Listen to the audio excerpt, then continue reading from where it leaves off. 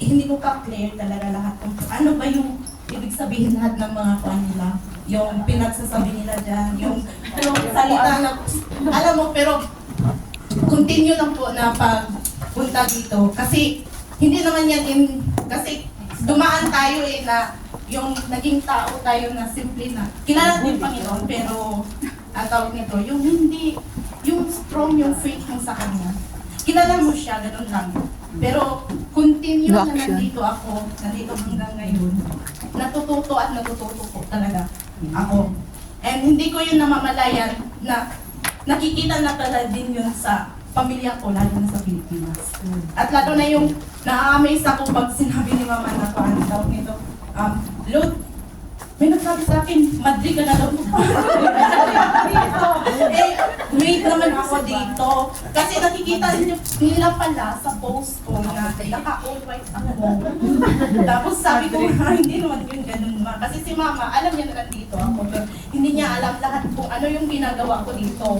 Sabi ko, sumasayaw ako at yun kung sinusot ko palagi. Sabi ko, yung parang nakakataba ng puso na hindi mo namamalayan, may nakatingin pala sa'yo. Na parang gusto din na, ay gusto ko din yun, yung gano'n. Tapos, ang tawag nito, isa talagang nagturo sa amin about Jesus, yung ama namin. Hindi niya naman memorize lahat kung anong nandyan sa Bible, pero sabi niya, ang pinakagusto niya talaga is love. Sabi niya, kasi yung pagmamahal ng Panginoon sa kanya. Tapos, nagka-doubt ako nagtanong ako sa Panginoon, yung nawala yung papa ko. 5 days pa lang ako dito, dumating dito sa Hong Kong. Sila ang rason bakit ako nandito sa Hong Kong. Pero, before ako pumunta dito sa Hong Kong, sabi ng papa ko, kung pinanganak ka na Katoliko, di ko gusto na pauwi ka dito na iba na yung kwan mo. Yung religion mo. Kasi yun ang nangyari kang ate.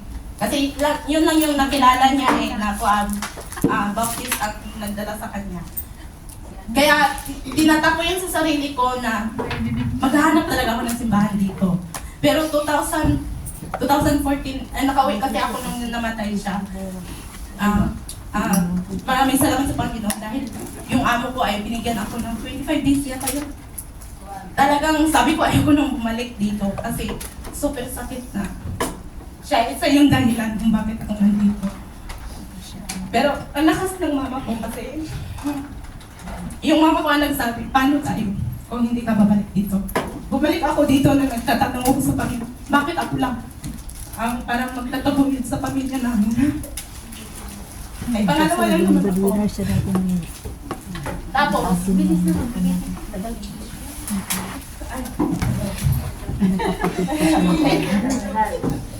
kaya nabalik yung alaala ko na sabi ng papa ko, pagbalik mo dito, huwag kang magtipat ng ibang reliyon. Naghanap ako ng church pero hindi ko pa alam siguro that time. Sabi ko, ayaw ko naman maggala-gala. Buti na yung amo ko, napaka-generous nila kasi pwede ako mag-stay sa bahay nila pag-iog ko. Or magtrabaho na lang ako para extra income ko. Pero palagi ako nagsasabi, saan mo may katulad ko na simbahan dito. Tapos that time, pupunta ka pa ng Sintrat para magpadala ng pera. Pumunta ako, sabi ko, gusto ko talagang magsimba. Tapos may naririnig ako na may simbahan nga sa Sintrat. Hindi ko naman alam kung saan. Ayaw ko din magtanong ng ibang Pilipina kasi natatakot ako na baka matama nila nga bago ako dito. Gagamitin ka kasi yun ang kaya ayaw ko. Buti na lang, dyan sa Frankie, ang taas niya ng menu. Ang sinundan ko pala si Marjorie.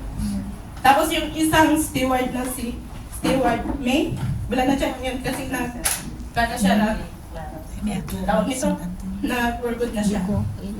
Nasundan ko yung sila. Tapos sabi ko, pagkatapos ko magpadala ng pila, uuwi ako agad. Nagutom ako.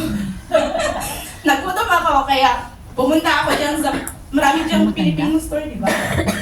Pero talagang napakabait ni Lord kasi alam niyo kung anong nasa puso ko.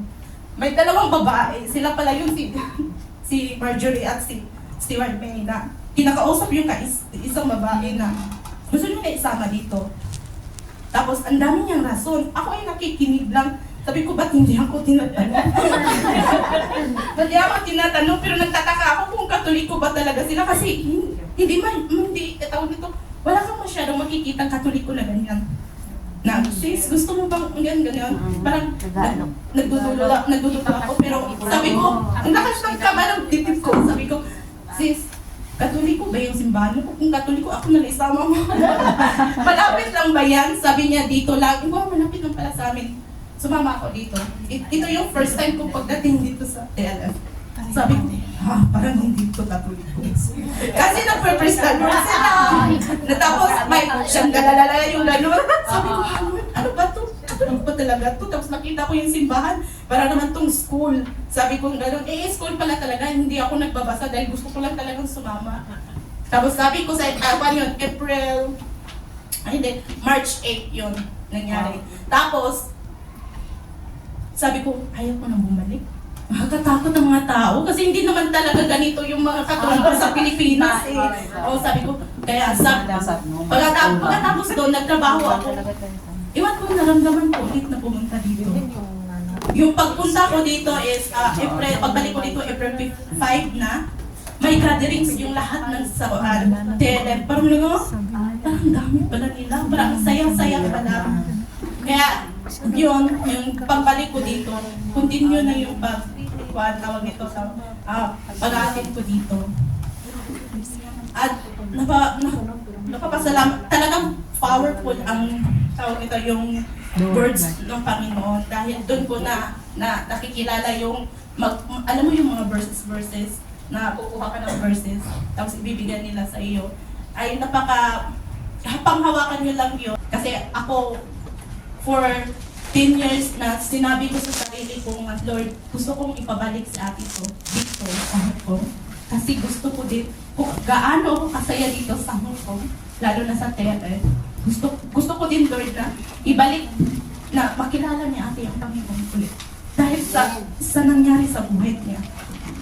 Yung ganon. Pero alam niyo, naghintay ako ng 10 years. Para mangyari yun. Pero sabi ko kasi Lord, ang prayer ko kasi gusto ko, Lord, kung pupunta yung ate ko dito, gusto ko, so lahat pag nito mga papeles niya. Kasi alam ko, mahihirapan ako kasi ako lang Pero thanks God, kasi nakabalik sa atin dito na hindi ka talaga nahirapan. Kaya na-amaze ako kasi for 10 years ko yung nangyayari. Parang hintayin nyo ba ang tamang panahon? Tamang panahon na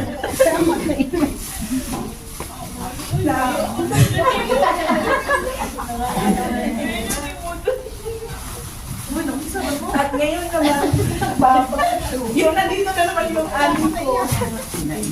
Iwan ko ba itong ate ko? Bakit ang daming yun? Parang tawag ito, maraming naingit pa ba kanya? Iwan ko sa kanya.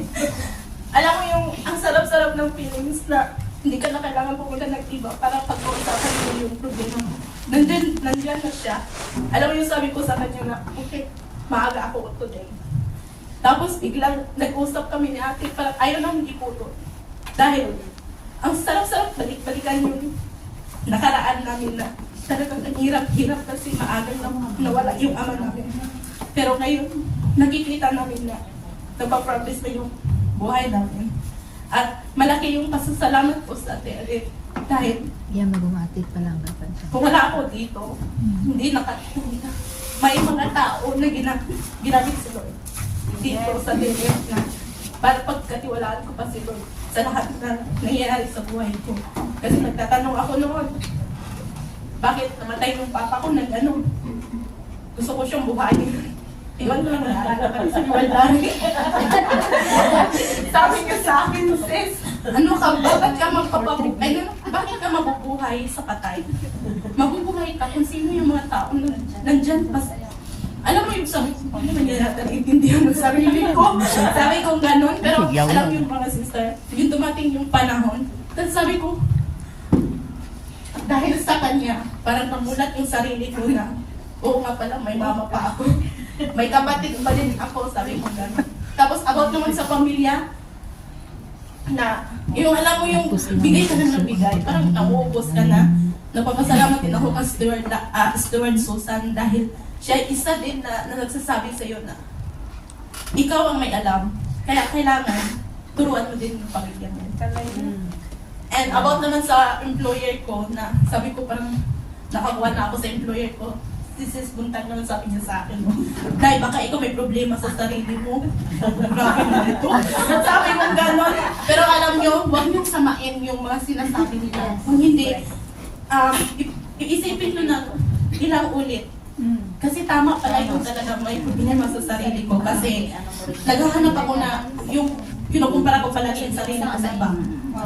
Yun pala yun, ang ibig sabihin ko. Iba pang mga sister na may magagandang nangyayari sa yung nakikita mo sa kanila na nasasabi mo sa sarili mo na sana din maging ganun din tayo sa kanila.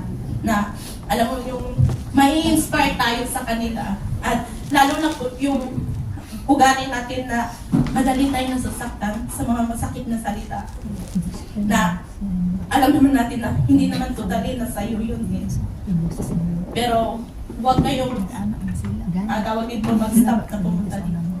Dahil dito ay kahit may tampuhan, alam mo, nandyan pa rin sila sa'yo. Kasi alam ko na lahat tayo ay nandyan na si Lord sa atin eh. Alam mo yung unawa, pag-uunawa, nandyan eh. Pero tao lang tayo, minsan napapakita natin na pagiging tao natin. Pero after that, iintindihin din sila kasi iniintindi nila tayo. Yan ang pamaniniwala ko sa power of words of God. Kasi lahat tayo ay nandiyan na si Lord para sa atin. Kaya i-keep natin sa sarili natin at i-share natin lalong-lalo na sa mga pamilya natin.